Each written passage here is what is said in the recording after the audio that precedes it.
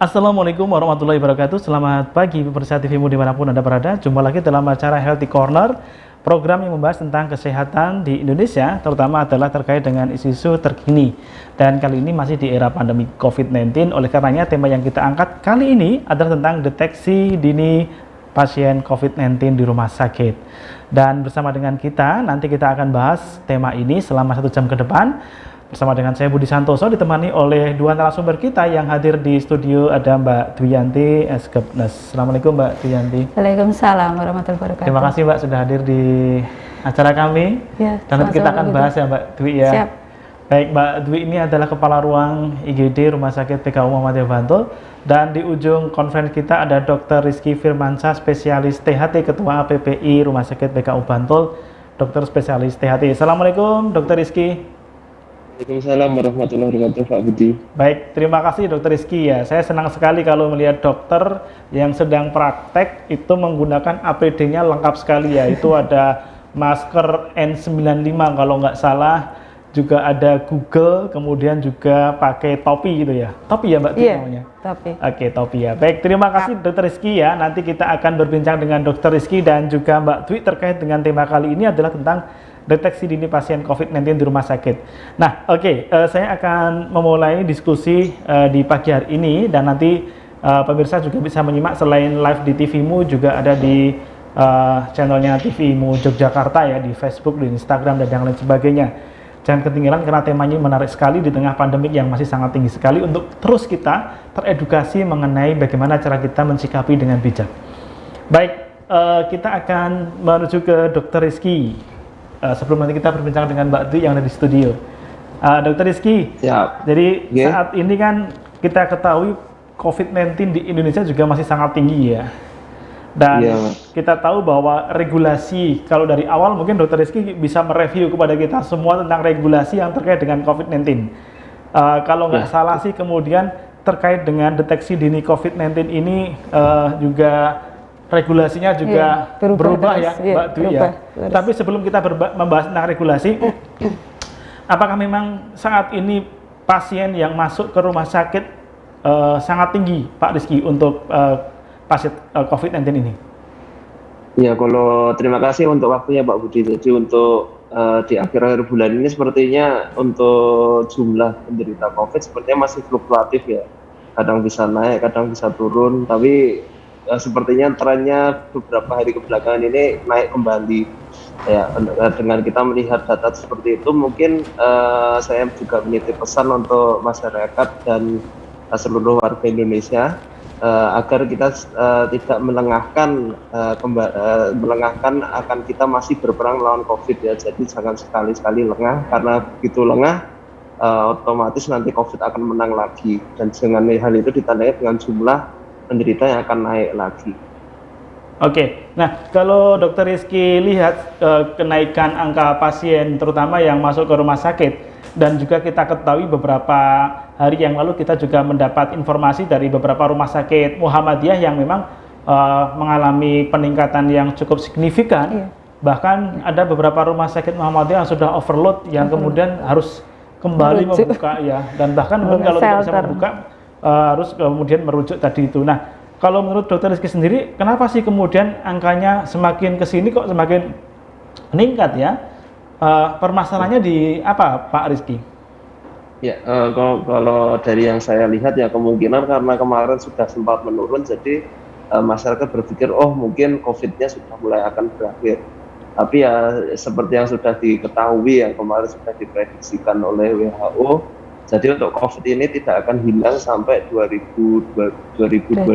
Kemarin ada spekulasi seperti itu, cuman untuk pembuktiannya kita juga masih belum tahu. Dan untuk benar-benar bisa mencegah COVID, salah satunya adalah untuk menghentikan total atau dengan menggunakan vaksin sebenarnya. Namun untuk vaksin itu sendiri kan juga masih belum keluar ya. Jadi ketika kita belum ada vaksin, salah satu yang bisa kita lakukan adalah yang pertama sesuai dengan anjuran pemerintah, yaitu dengan menggunakan masker, kemudian kita melakukan social distancing, kemudian istilahnya kita melakukan cuci tangan dengan baik, dan apabila menderita sakit ISPA diharapkan untuk tidak keluar rumah, dan jika batuk atau bersin melakukan etika batuk dan bersin sesuai dengan anjuran, yaitu dengan menutup dengan menggunakan siku bagian dalam ya Pak Budi, mungkin seperti itu. Jadi itu mungkin perlu selalu diingatkan Pak Budi, karena mungkin karena melihat datanya kemarin sempat turun dan akhirnya karena mungkin lengah atau suatu hal yang lain, jadi jumlah penderita COVID ya menjadi meningkat lagi. Mungkin seperti itu Pak Budi. Jadi kemungkinan karena ada kelengahan itu tadi. Ya. Baik. Oke, terima kasih Mbak Dwi. Tadi kalau kita mendengar dari apa yang disampaikan Dr. Rizky mengenai meningkatnya ini juga banyak faktor tuh ya, kelonggaran-kelonggaran yang di masyarakat. Kalau Mbak Dwi sendiri, sebelum kita berbincang mengenai di rumah sakit ya, sejauh ini kalau kemudian Mbak Dwi ketika melihat kondisi di luar rumah sakit, apakah memang cerminan kondisinya sudah mulai longgar sekali Mbak Dwi? Terima kasih Pak Budi atas waktu yang diberikan kepada saya. Kalau melihat yang sekarang, saya itu merasa masyarakat itu sudah seperti mungkin new normal ya, tapi kebablasan kalau saya. Banyak orang berkerumul, bergerombol, terus mereka kadang ada yang tidak pakai masker saat mereka itu berbicara. Jadi ini suatu keprihatinan tersendiri buat saya selaku orang ya kerja di rumah sakit, dan saya melihat kok di jalan sekarang sudah ramai ya, sudah tidak seperti dulu. Pas kita awal penerapan itu kan kita semuanya saklek nih. Kalau yang sekarang itu seperti ada kelonggaran yang dibebaskan seperti itu. Jadi kembali lagi ke perilaku masyarakatnya. Nah, ketika Mbak Dwi melihat kondisi di masyarakat yang seperti ini, sekarang kita mencoba untuk membawa ke rumah sakit ya. Apakah memang kemudian masyarakat ini juga sama perilakunya ketika di rumah sakit, bahwa mereka seolah-olah juga biasa, kemudian juga tidak memperhatikan beberapa hal yang terkait dengan protokol COVID gitu Mbak Dwi? Kalau di rumah sakit memang kita ada peraturan yang memang sudah diterapkan ya, ada SPO-nya, ada aturannya. Jadi setiap pasien yang datang ke rumah sakit itu wajib cuci tangan.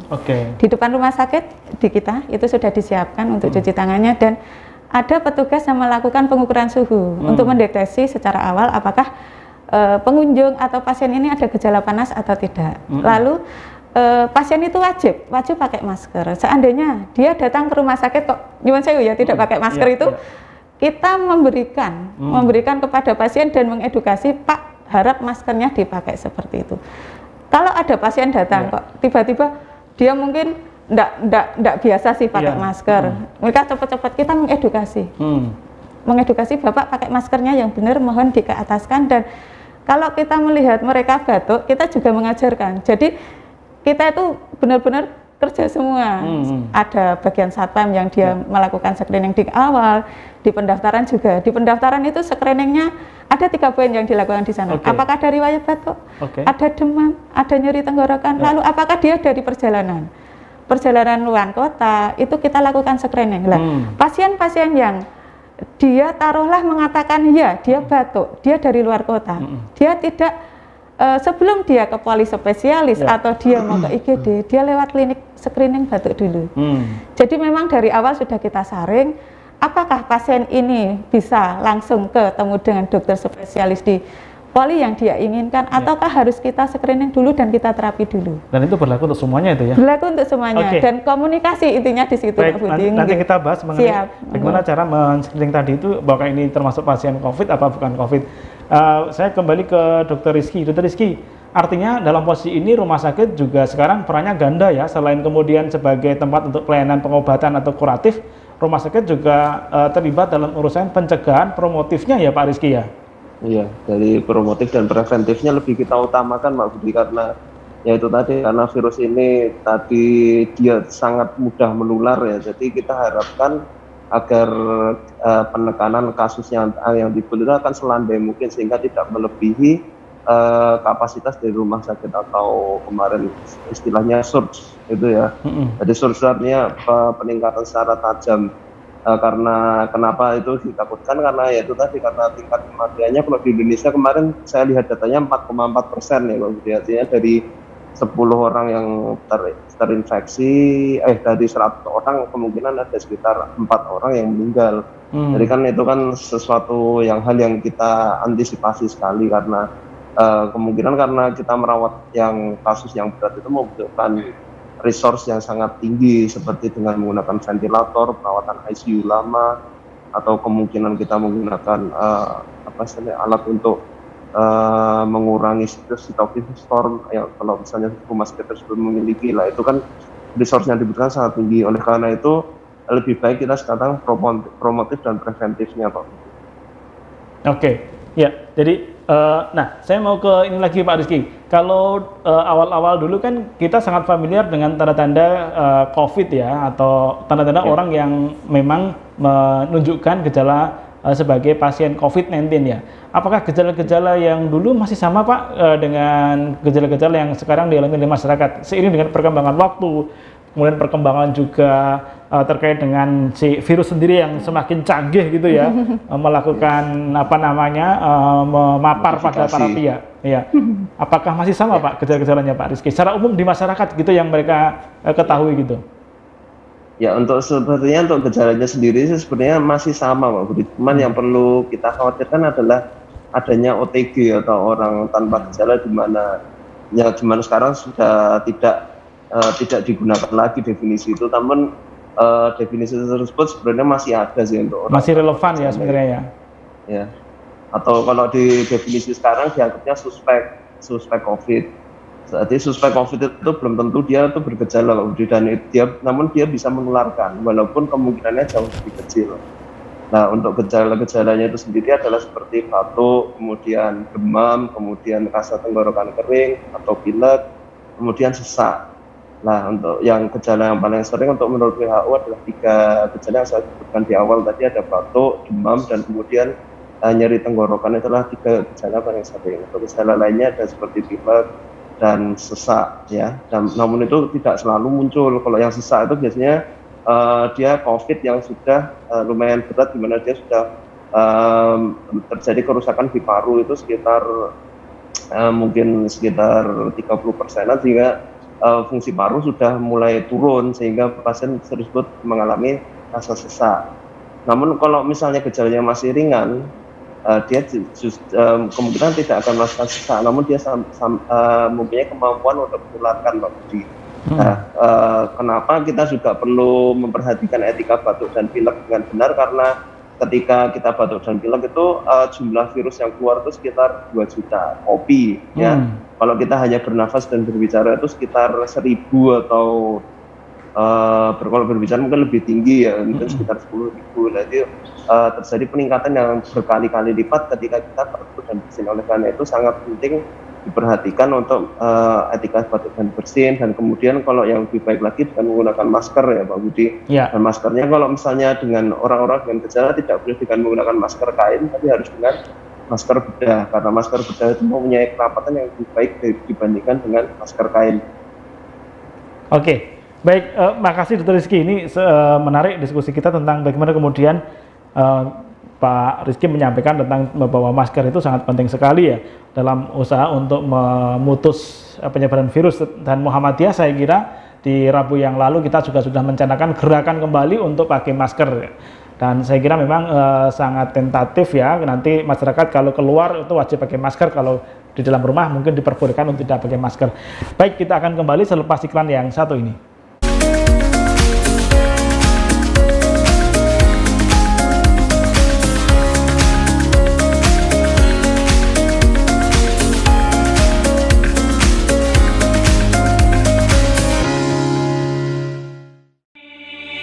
Coffee Talk, diskusi seru yang membahas berbagai kajian seputar COVID-19 dari berbagai sisi.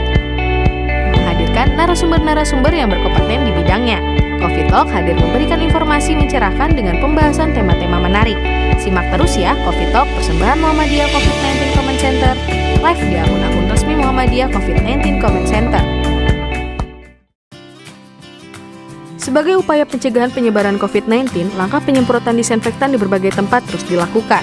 Muhammadiyah COVID-19 Comment Center bekerja sama dengan berbagai pihak melakukan penyemprotan disinfektan di berbagai tempat, seperti fasilitas umum, tempat ibadah, dan sekolah-sekolah. Sampai saat ini, penyemprotan disinfektan telah dilakukan di 48.954 titik, di antaranya 10.422 tempat ibadah, 32.092 fasilitas umum, 5.959 sekolah, serta 481 gedung amal usaha Muhammadiyah. Ingat, disinfektan hanya untuk benda mati dan simak panduannya di Instagrammu COVID-19. Tetap jaga jarak, jaga kebersihan, selalu cuci tangan dan menggunakan masker. Bersatu perangi Corona.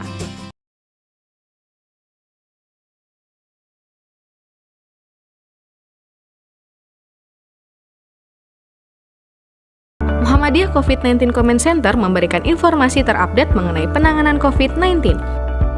Mulai dari pelayanan kesehatan, ketahanan pangan hingga pencegahan COVID-19 di masyarakat. Informasi dikemas dalam bentuk live press conference yang tayang 1 kali dalam 1 pekan dan disiarkan langsung dari Kantor Pimpinan Pusat Muhammadiyah, Yogyakarta.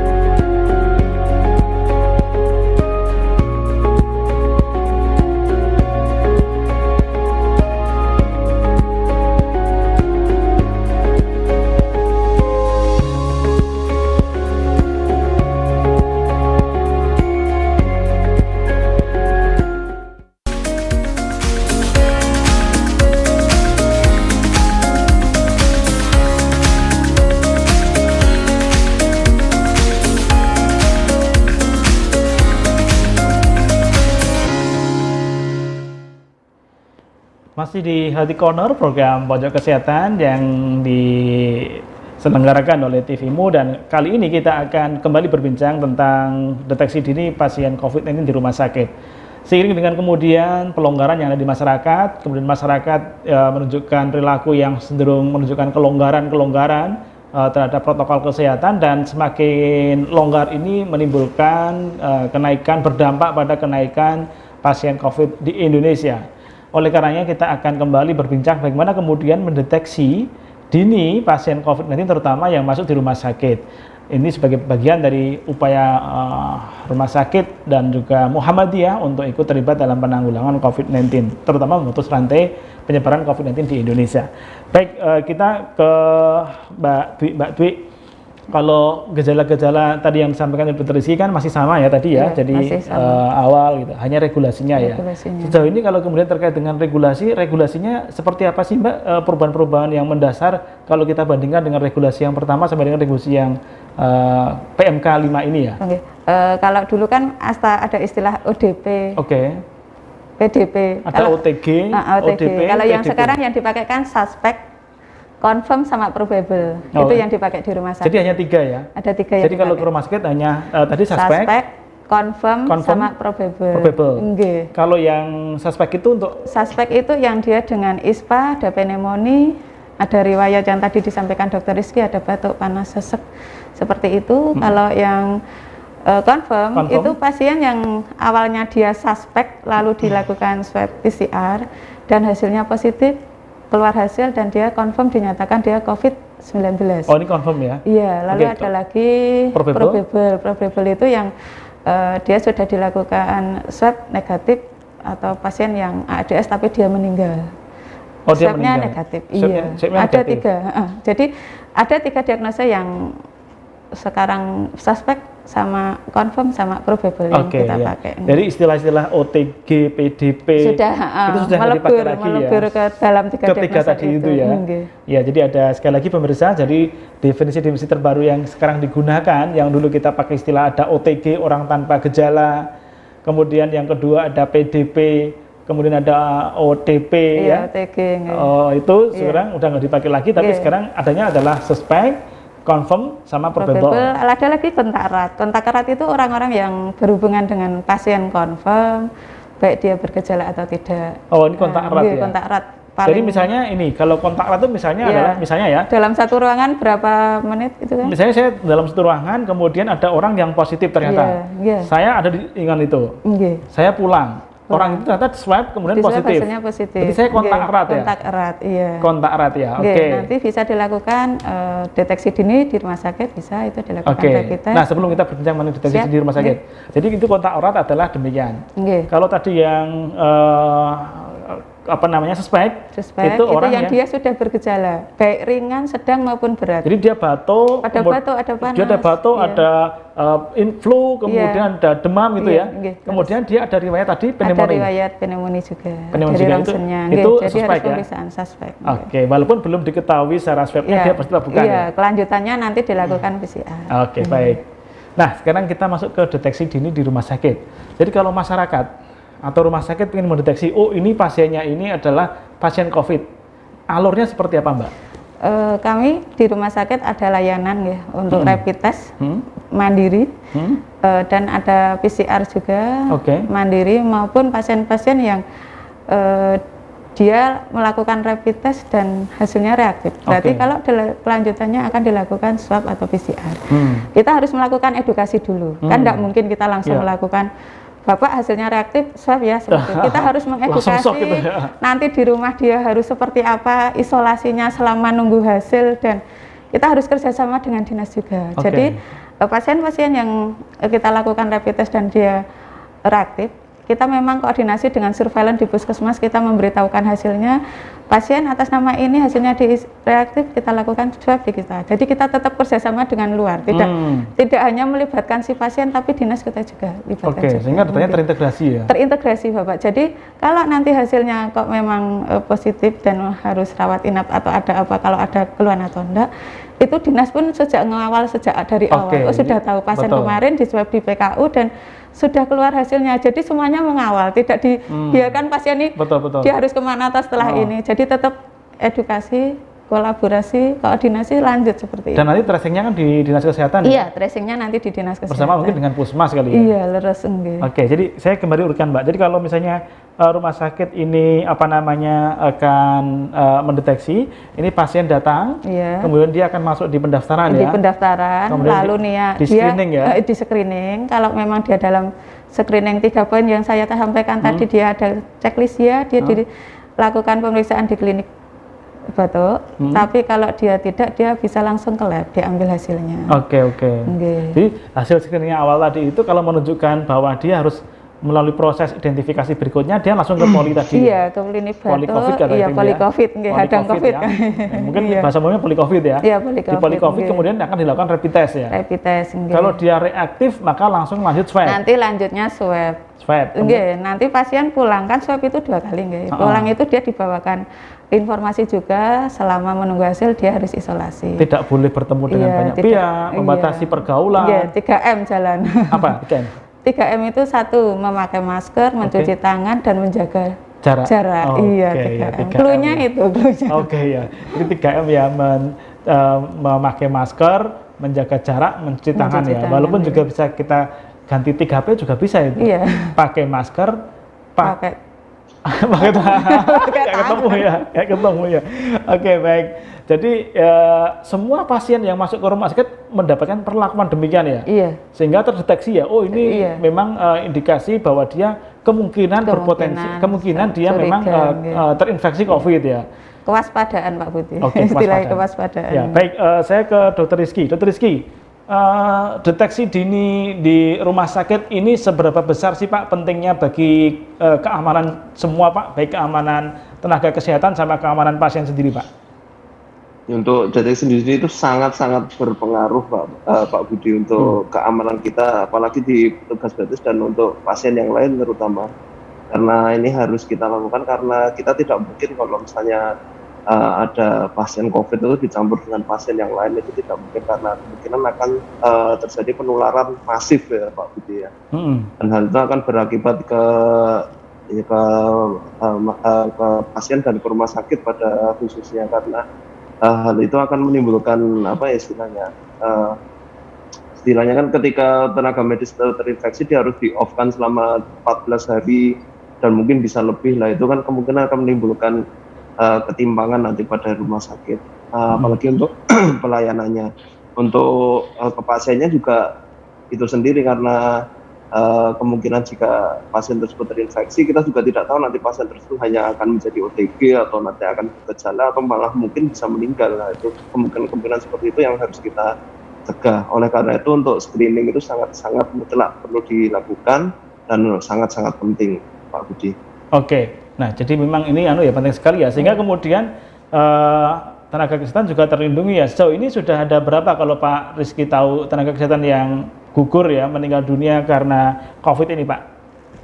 Untuk dokter sendiri sudah 78 atau 79 kemarin terakhir di upload di Facebook, dan kemarin di sosial media juga ada pesan menyentil juga di kemerdekaan kita ini, tiap menit itu ada sekitar 8 atau 10 orang terinfeksi COVID tiap menitnya, dan 1 orang meninggal tiap 1 jam atau berapa, saya lupa angkanya, tapi kemarin cukup viral di media sosial kemarin. Saya juga ternyata ya masih dahsyat juga ini untuk COVID di Indonesia dan masih terus berlangsung. Dan itu yang perlu saya ingatkan sekali lagi, agar kita selalu waspada, dan perang masih belum berakhir, masih jauh berakhir. Sampai ditemukannya vaksin mungkin kita baru sedikit bisa mengendorkan, tapi kalau sebelum ditemukan vaksin kita masih harus dalam kewaspadaan yang sangat tinggi. Iya, baik, terima kasih Dr. Rizky dan Mbak Dwi. Kita akan kembali diskusi mengenai tema kita di pagi hari, tapi kita akan kembali selepas yang satu ini.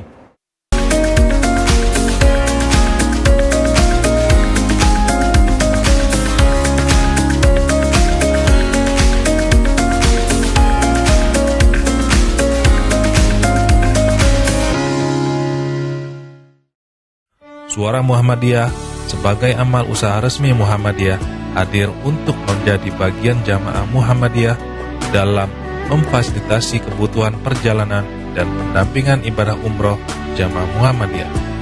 SM Tour and Travel hadir dengan 2 program utama, program umroh dan haji khusus, program perjalanan untuk domestik dan internasional. Mari bergabung bersama SM Tour and Travel untuk menikmati ibadah umroh Anda lebih khusyuk dan nyaman.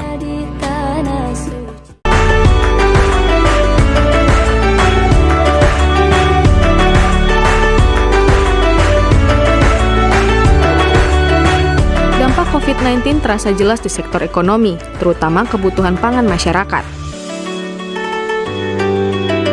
Muhammadiyah COVID-19 Comment Center dari pusat, wilayah, daerah, cabang hingga ranting telah membagikan paket sembako kepada masyarakat terdampak COVID-19.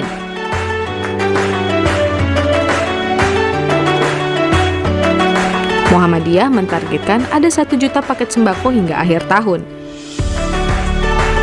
Sampai saat ini, 397.317 paket sembako senilai lebih dari 39 miliar rupiah yang telah dibagikan kepada masyarakat di seluruh wilayah di Indonesia.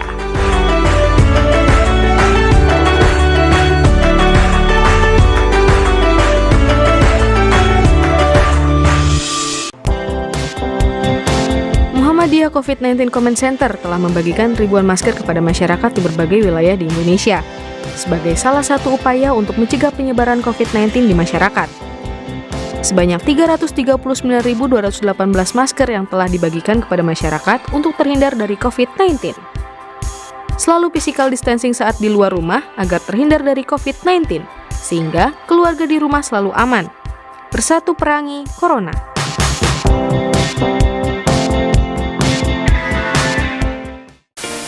Televisi Anda bermasalah atau kurang jernih? Sudah saatnya Anda mengganti antena UHF Anda dengan dekoder Cavision Cartens.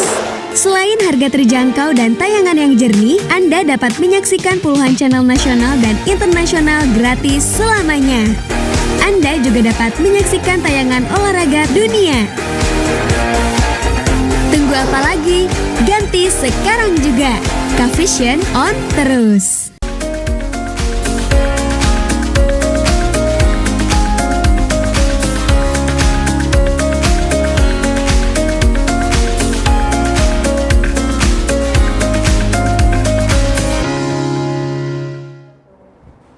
Ya baik, kita masih kembali di Healthy Corner dan kita kembali ke Mbak Dwiyanti. Mbak Dwiyanti, sejauh ini kemudian deteksi dini yang dilakukan di rumah sakit dengan prosedur yang telah dilakukan itu berdasar kepada PMK edisi revisi kelima ya.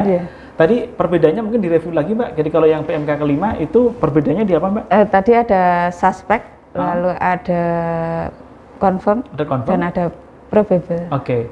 Dan satu lagi tadi kontak erat ya? Iya, kontak erat. Nah, ada lagi sebenarnya banyak Pak, cuman fokusnya yang di paling kita familiar di situ ya, yang paling familiar penting untuk mendeteksi di situ ya.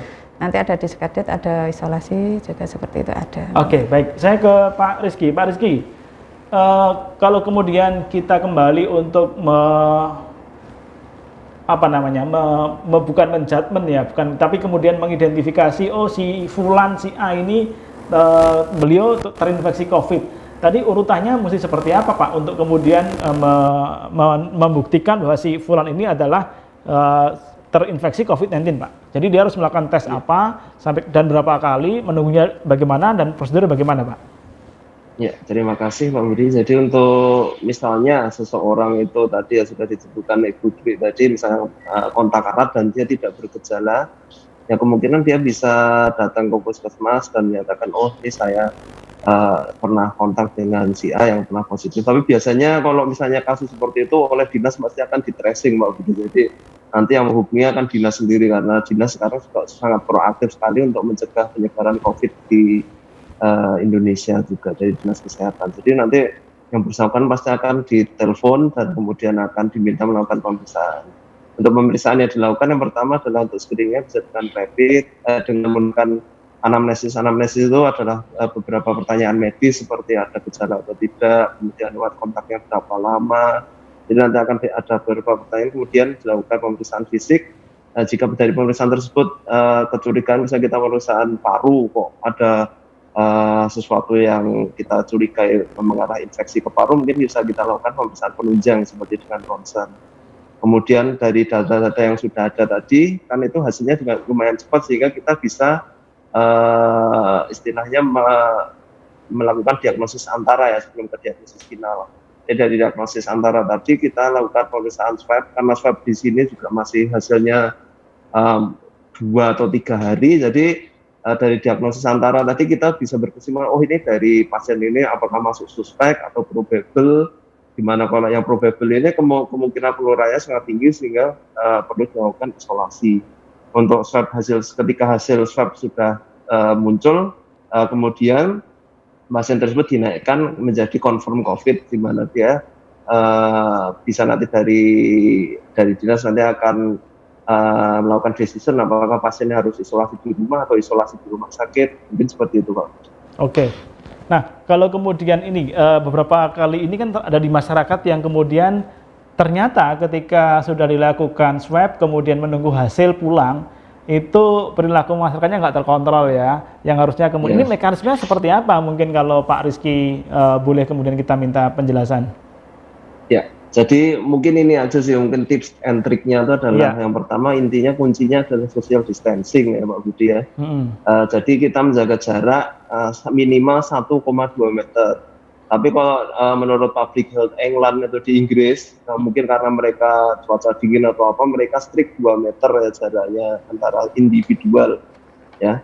Dan itu sangat penting untuk kita lakukan, karena ya sebenarnya kita diwajibkan untuk menggunakan masker Pak Budi. Kita pakai masker, tapi orang lain itu belum tentu dia menggunakan masker dan dia belum tentu aware akan kesehatan orang lain. Dan mungkin juga yang bersangkutan itu adalah penganut teori konspirasi yang mungkin sedang merebak saat ini Pak Budi ya. Jadi kita tidak tahu ya, kita bertemu orang itu karakternya seperti apa. Jadi ketika kita bertemu orang dengan masker, mungkin kita bisa sedikit santai ya, jadi jaraknya sekitar 1 meter. Tapi ketika orang tersebut tidak menggunakan masker, ya mending kita jauh-jauh dan ke minimarket di mana dia menggunakan AC dan tertutup sehingga terjadi resirkulasi udara ya. Jadi resirkulasi artinya udara yang sama itu disirkulasi berulang-ulang sehingga tidak ada udara keluar yang masuk. Dengan seperti itu mungkin kita bisa batasi dengan pertama kita persiapan menggunakan masker, kemudian kita menggunakan minimal kacamata atau kalau punya face shield ya face shield masuk di situ, sehingga dan kita juga membatasi sekitar masuknya di ruangan tersebut sekitar 15 menit. Jadi ketika mau belanja itu di ruangan yang sempit seperti itu, mungkin kita sudah, oh saya nanti mau belanja ini, udah nanti ambil yang perlu aja, bayar, udah seperti itu. Oke, nah ini mungkin untuk tips and triknya seperti itu, selain tips yang sudah banyak diutarakan ya Mas Dio, cuman yang menurut saya yang kebanyakan lengah itu ketika yaitu tadi kita bertemu orang-orang yang tidak bermasker tadi, dan atau mungkin meremehkan COVID itu sebenarnya cuma mungkin hanya teori konspirasi yang sebenarnya tidak ada. Nah, kemarin kan memang ada orang-orang seperti itu. Mungkin yang orang-orang seperti itulah mungkin harus kita waspadai. Mungkin dia sebagai OTG. Oke, baik. Makasih Pak Rizky. Saya ke Mbak Dwi ya. Memang tidak sederhana ketika kemudian kita harus mengedukasi masyarakat yang kemudian dinyatakan dia harus swab, kemudian dia pulang, kemudian dia benar-benar bisa memastikan dirinya aman gitu. Dan kemudian ketika dia positif, dia juga kembali ke rumah sakit secara memang ya kesadaran hati gitu ya. Ada beberapa kasus yang beberapa hari ini dia tidak mau kembali ke rumah sakit, merasa bahwa ya sudah saya tak isolasi mandiri aja sampai 14 hari. Padahal kalau kemudian swabnya positif dia harus ke rumah sakit ya Mbak. Iya, terus memang beberapa kali kita menemui juga pasien yang periksa rapid ternyata dia reaktif dan kita edukasi dia tidak mau. Kalau pasien itu memang dia tidak mau, setelah kita edukasi, kita jelaskan, kita akan koordinasi dengan dinas. Jadi tetap kita ada pelaporan, nanti biar ditindaklanjuti dari surveillance di dinas ya? Seperti itu. Lalu kalau memang dia posisi menunggu hasil, tetap dia dikawal juga dari puskesmas. Beberapa pasien yang swab di kita, karena beberapa kita rujukan juga Mbak Putih, ada pasien-pasien yang dikirim dan selama menunggu hasil itu biasanya saling WA-an sama surveillance-nya. Jadi dengan surveillance, dengan rumah sakit, dengan pasien itu terus saling komunikasi ya. Saya harus seperti apa, itu ada komunikasinya. Ya, jangan sampai kemudian ketika nanti yang bersangkutan pulang, kemudian dia pergi kemana-mana lah, repot kan di situ. Lupa bawa masker gitu ya. Ternyata dia positif ya. Ya kalau negatif sih oke, tapi kalau positif gitu ya. Terus Pak Budi seperti itu. Jadi memang komunikasi intinya. Baik, ini menarik ya. Jadi salah satu Dokter Rizky saya kira ya, ini saya nggak tahu karena memang belum ada penelitiannya. Tetapi apa mungkin ya salah satu yang kemudian memberikan dampak yang semakin masif, salah satunya adalah perilaku-perilaku masyarakat yang dia di swab, kemudian dia kembali ke lingkungannya dan tidak protokol. Tapi ternyata yang bersangkutan tidak memenuhi protokol yang seharusnya disepakati. Apakah mungkin Pak Rizky? Ya itu sangat mungkin sekali Pak Budi ya, apalagi di kondisi seperti ini. Karena kondisi masyarakat kita tuh sangat bermacam-macam ya. Jadi ya oleh karena itu yang paling penting di saat ini adalah sesuai dengan ajaran Islam, yang penting itu adalah diri kita dan keluarga kita. Jadi kita di lingkup yang paling kecil. Jadi kita disiplinkan diri kita sendiri, kita disiplinkan keluarga kita, dan kita juga harus mengetahui potensi-potensi masalah yang akan timbul dan bagaimana kita istilahnya tuh beradaptasi dalam berbagai situasi Pak Budi. Jadi dengan kita memahami bagaimana cara penularannya, terus mekanisme penularannya, diharapkan dengan berbagai situasi yang nanti akan timbul tuh kita bisa mengadaptasi perilaku kita sendiri sehingga bisa mengurangi presentase penularan terhadap diri kita dan keluarga kita. Ya, jadi memang ini harus menjadi kesadaran dan kolektif bersama ya. Saya ke Mbak Dwi lagi terkait dengan tadi mekanisme koordinasi antara Puskesmas, Dinas Kesehatan sama pasien ya. Selama ini ketika kemudian terdeteksi dini pasien ini COVID, tindakan teknisnya seperti apa Mbak? Misalnya kemudian ketika yang bersangkutan dia harus menunggu swab, kemudian swabnya positif, ini teknisnya seperti apa Mbak? Siapa yang menjemput, siapa yang kemudian membawa dan sebagainya? Sedikit cerita, kalau pasien yang dilakukan swab di PKU ya, untuk pasien-pasien yang di PKU maupun yang rujukan, dia mendapatkan hasil positif dari dinas, ada notifikasi ke rumah sakit. Pasien yang dilakukan swab di PKU, yang bersangkutan yang memberitahu Dinas Kesehatan? Iya, nanti dua-duanya. Kita juga memberitahu karena kita selaku tempat fasilitas kita dia dilakukan swab. Jadi pasien itu diberitahukan kalau hasilnya positif, hasilnya positif diberitahukan, nanti ada narah hubungnya. Narah hubungnya itu dari IGD yang diamanai saya. Lalu ada juga dari Puskesmas. Hasil yang disampaikan dari dinas itu nanti kita sampaikan ke Puskesmas, Puskesmas pengirim. Puskesmas pengirim atau Puskesmas domisilinya, lalu ke pasien. Hasilnya seperti apa, kita edukasi. Nanti kita koordinasi dengan dinas juga, apakah pasien ini akan diranapkan ke PKU atau mau diranapkan ke rumah sakit lain, rumah sakit lapangan kalau dia tidak ada gejala atau tidak ada keluhan yang lain, atau ke rumah sakit lain rujukan. Baik, gitu, Mbak Dwi, ini siap. penting, tapi nanti kita bahas setelah kita akan jeda untuk iklan yang satu ini. Nggih, monggo Mbak Putih.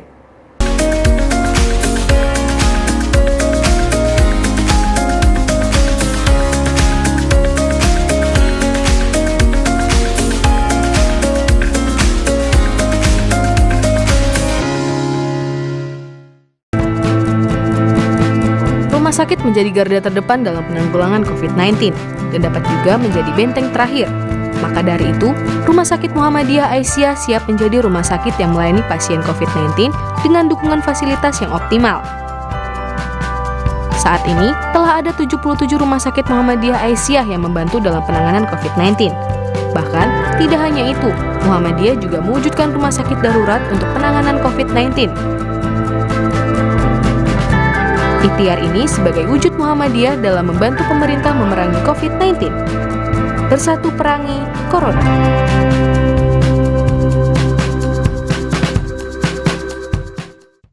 Batik Nasional Muhammadiyah sudah menjadi kebanggaan bagi setiap warga Muhammadiyah. Bahkan, pimpinan pusat Muhammadiyah secara resmi menggunakan batik nasional untuk pertemuan nasional maupun internasional. Dua kader Muhammadiyah, Iqbal dan Sarah, peraih medali emas di kejuaraan pencaksilat Asian Games, menjadi bagian ikon brand ambasador batik nasional Muhammadiyah. Kami bangga berbatik nasional Muhammadiyah. Untuk pemesanan lebih lanjut, hubungi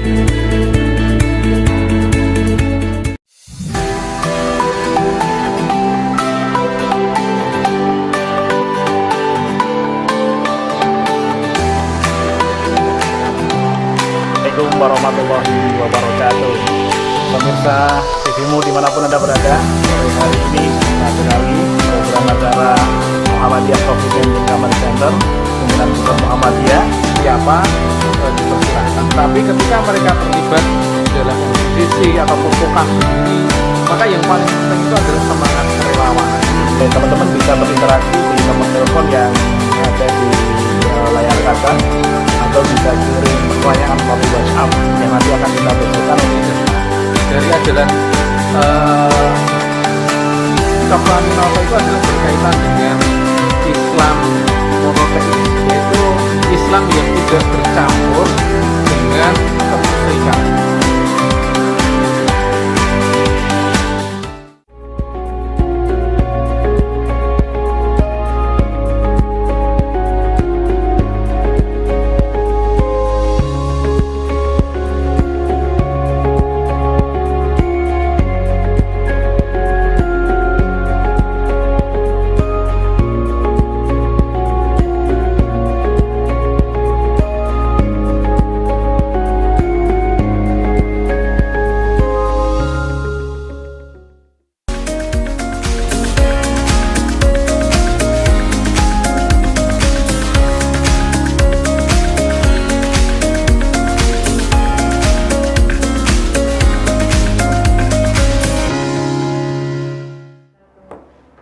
Baik, dibahasnya kita di segmen keempat, segmen di penghujung acara Healthy Corner kita di pagi hari ini, di hari Selasa 18 Agustus 2020, masih di semangat kemerdekaan Republik Indonesia. Dan ini juga bagian dari upaya kita memerdekakan kita dari virus corona dengan cara kita semakin masif melakukan deteksi dini pasien COVID-19 agar kemudian para pasien yang terdeteksi itu cepat segera kita sembuhkan dengan pelayanan kesehatan, terutama bersama dengan Muhammadiyah.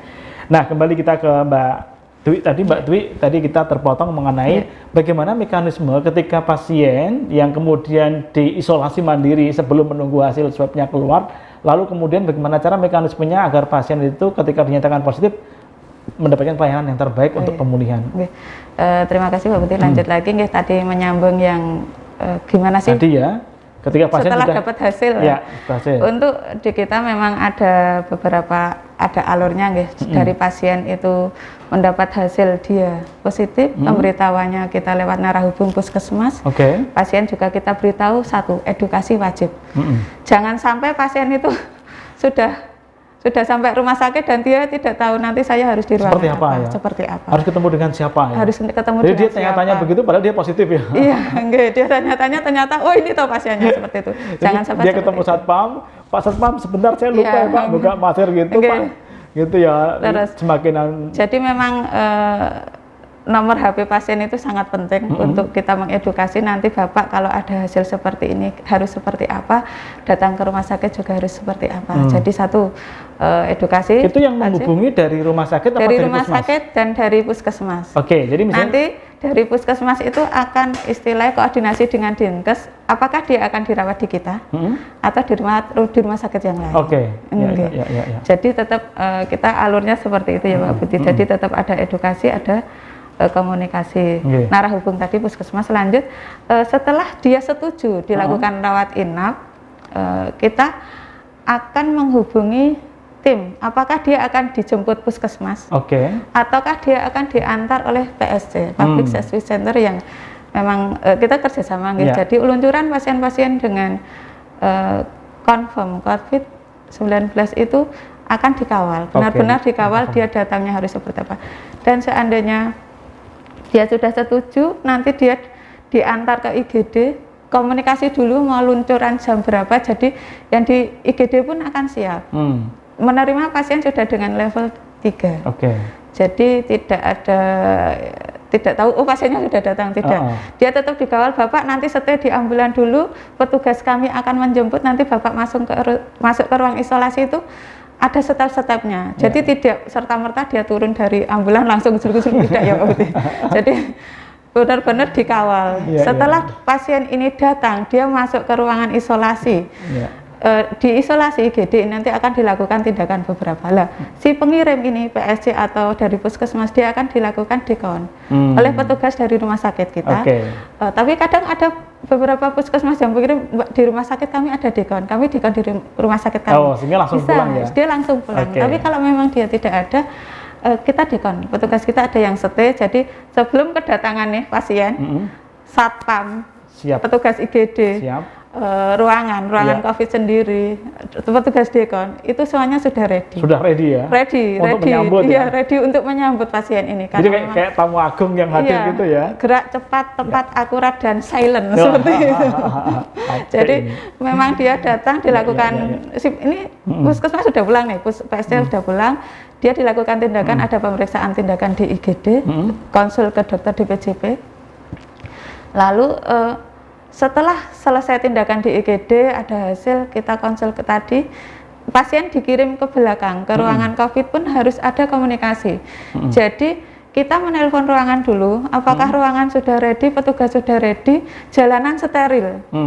Biarpun pasien ini diantar ke belakang, ke ruangan, itu dengan menggunakan isolator wallpaper nih Bapak, karena kita sangat menjaga.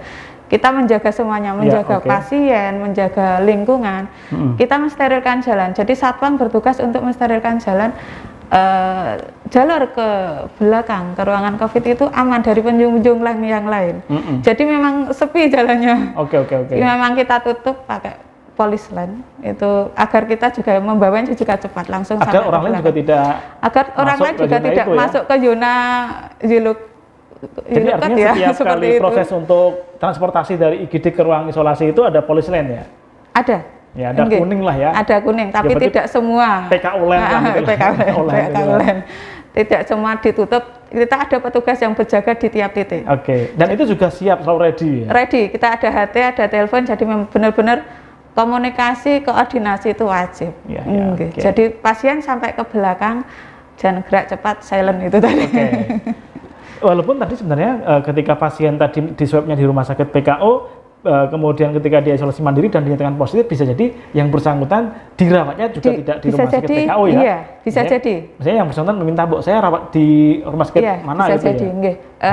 Jadi seperti tadi Pak Ugi, puskesmas, dia akan menentukan juga apakah pasien ini akan dirawat di PKU, dirujuk di PKU atau di rumah sakit yang lain. Semisal kita ada rumah sakit lapangan, karena mungkin rumah sakit pas penuh gitu ya. Pas kita penuh, seperti posisi sekarang itu dikirim ke rumah sakit yang lain. Gitu. Dan seperti itu nanti yang akan menghubungi adalah dinas kesehatan rumah sakit yang lain mana yang sedang dari tidak penuh. Puskesmasnya, dinas itu benar-benar Bersama. Oke, wah luar biasa ini. Oke, ke Pak Rizky, Dr. Rizky, di segmen akhir kita kali ini Pak Rizky, tadi sampaikan Mbak Dwi bagaimana mekanisme kemudian penjemputan pasien ya.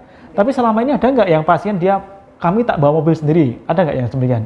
Kalau dia bawa mobil sendiri pun tetap kita kawal Bapak. Seandainya ya, mungkin stigma masyarakat itu yang ambulan wing mungkin kiwa tengahnya ya sebelah kanan gini itu langsung ramai. Itu ada beberapa memang, tapi dia harus tetap protokoler. Dia di mobil dulu, dia turunnya kapan itu harus benar-benar kita pastikan. Tidak boleh langsung turun tuh cukup tidak. Nggak, tetap harus ada. Jadi ada ya pasien yang kemudian karena khawatir kemudian penilaian masyarakat tetap kurang nanti baik, dia kalau dia sendiri ya? bawa sepeda motor, sepeda motor itu kalau bawa sepeda motor berarti diboncengin sama kadang ada yang sendiri. Terus motornya nanti lah, ini bagian satpam. Dia ada petugas dekon, mendekon. Jadi ada yang petugas mengamankan kendaraan. Ada yang mengamankan, jangan sampai nanti sepeda malah hilang. Iya, betul. Gitu, dan juga didekon dulu ya? Iya, didekon dulu itu, karena kita dan juga tentu protokol dia selama perjalanan juga ketat ya, tidak boleh mampir. Yang penting tidak memakai kendaraan umum. Tidak boleh ke rumah sakit kok. Saya mau ke rumah sakit sendiri pakai bis, tidak boleh. Iya, juga nggak boleh naik sendiri. Yang berbasis online itu nggak boleh ya? Harus benar-benar dipastikan Bapak dijemput atau mau seperti apa. Memang protokolnya dijemput, tapi beberapa pasien kenyataan di lapangan ada yang datang tapi di rumah sakit harus protokoler yang jalan. Baik, terima kasih Mbak Dwi, protokol yang sangat ketat untuk ikut kembali mengamankan agar virus ini tidak menyebar kemana-mana, terutama adalah orang-orang yang memang sudah terkonfirm COVID-19. Ini memang harus ketat sekali ya, mengawalnya sampai tadi banyak yang mengawal, ada dari rumah sakit, ada dari puskesmas, ada dari dinas kesehatan, dan PSC juga ya, sehingga kemudian ini nanti pasien yang bersangkutan tidak berkontribusi memaparkan kepada masyarakat yang lain. Dr. Rizky, closingnya, jadi bagaimana kemudian agar deteksi dini ini bisa lebih optimal lagi sehingga tenaga kesehatan yang ada di rumah sakit juga terlindungi, pasien juga akan aman, dan utamanya masyarakat luas juga semakin mengetahui untuk mereka bisa berhati-hati. Kira-kira apa Pak Rizky agar lebih optimal lagi deteksi dini ini? Iya, untuk deteksi dini itu yang paling penting sekarang adalah kesadaran dari diri kita sendiri Pak Budi. Jadi dan keterbukaan terhadap tenaga medis. Jadi kebanyakan itu memang masyarakat itu masih menutup-nutupi kalau karena mungkin takut stigma dan lain-lain. Oleh karena itu tidak memberikan data yang cukup akurat untuk kepada kami tenaga medis, sehingga akan menimbulkan kesulitan dalam tracing. Padahal kunci dari menyelesaikan pandemi ini sebenarnya paling mudah dilakukan adalah tracing. Seperti yang sudah dilakukan dikatakan oleh WHO, sebenarnya itu kita sudah memiliki alat untuk menghentikan pandemi ini, yaitu dengan menggunakan tracing dan deteksi dini ya, dengan menggunakan PCR. Namun ya itu tadi, untuk kendalanya karena kebanyakan tidak open dan tidak memberikan data yang akurat, sehingga akan menimbulkan kesulitan tracing, sehingga masih ada sebenarnya orang-orang yang di luar sana ya dengan keadaan kasus positif COVID tapi tidak diketahui statusnya, sehingga dia berpotensi menularkan kepada orang lain. Sebenarnya ada kebocoran di situ Pak Budi. Ya, paling penting adalah keterbukaan. Baik, pesannya Pak Rizky sendiri, pesannya Dr. Rizky sendiri untuk masyarakat umum dan juga pesan untuk para rumah sakit lah kira-kira di akhir segmen ini. Apa pesannya Dr. Rizky? Untuk pesan saya terhadap masyarakat dan masyarakat rumah sakit ya. Jadi yang paling penting adalah kita tetap melakukan protokol kesehatan dan sesuai dengan anjuran pemerintah. Mungkin tidak perlu saya ulang-ulang ya, karena mungkin masyarakat sudah hafal yang mulai dari pakai masker, cuci tangan, terus etika batuk dan bersin, kemudian ketika pulang ke rumah mengganti pakaian dan langsung mandi, ya itu mungkin masyarakat sudah hafal. Mungkin yang paling saya titik beratkan di sini adalah ketika kita berjumpa dengan orang yang tidak menggunakan masker. Pesan saya adalah kita menjaga jarak, dan kita selain menggunakan masker, kita juga lebih baik menggunakan kacamata atau face shield lebih baik. Jadi mungkin itu sih, mungkin ada missing linknya tuh di situ, sehingga kenapa penularan ini masih tetap berlangsung ya, karena kemungkinan itu tadi, karena kita tuh walaupun kita sendiri sadar, tapi kalau orang lain tidak sadar ya tetap percuma Pak Budi. Oleh karena itu kita memang harus bisa memproteksi diri kita dan harus bisa beradaptasi di berbagai situasi dengan memahami mekanisme penularan dan cara penularan dari COVID-19. Oke, Dr. Rizky, kalau kemudian itu di rumah sakit ya, saya mencoba agak ke masyarakat. Bagaimana kalau masyarakat akan melakukan deteksi secara mandiri bahwa tetangga saya itu kok kayaknya gejala COVID ya, oh itu kok kayaknya gejala COVID ya, itu apa yang bisa dilakukan masyarakat dengan checklist sederhana gitu agar mereka juga mampu mengenali mendeteksi diri secara pribadi? Iya, kalau yang paling penting di sini adalah riwayat kontak atau riwayat perjalanan dari daerah yang punya endemis COVID ya Pak Budi. Iya. Itu yang paling penting. Kemudian untuk gejala itu sendiri itu sebenarnya dia tidak begitu khas ya, karena ternyata penularan itu bisa terjadi pada orang yang tidak bergejala.